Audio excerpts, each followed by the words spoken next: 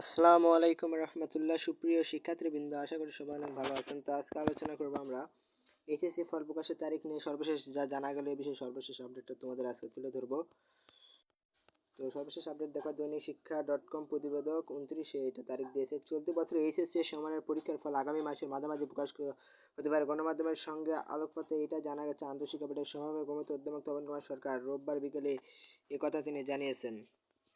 তো ভিডিও শুরু করার আগে মহান আল্লাহ তাআলার নাম।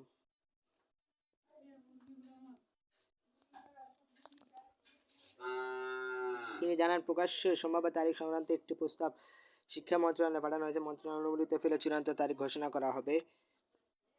এর আগে 25শে আগস্ট শিক্ষা মন্ত্রণালয় মাধ্যমিক উচ্চ মাধ্যমিক বিভাগের সিনিয়র সহকারী সচিব মোহাম্মদ ইয়ানুর রহমান স্বাক্ষরিত একটি চিঠিতে অসম্পূর্ণ এইচএসসি সমানের পরীক্ষার ফলাফল প্রস্তুতের আন্তঃশিক্ষা বোর্ডের সমন্বয় কমিটিকে নির্দেশনা দেওয়া অনুষ্ঠিত বিষয়গুলো পূর্ণভাবে এবং বাতিল হওয়ার পরীক্ষাগুলোর ক্ষেত্রে শিক্ষার্থীদের এইচএসসি ও প্রাপ্ত নম্বর ভিত্তিতে সাবজেক্ট ম্যাপিং করার নির্দেশনা দেওয়া হয় চিঠিতে।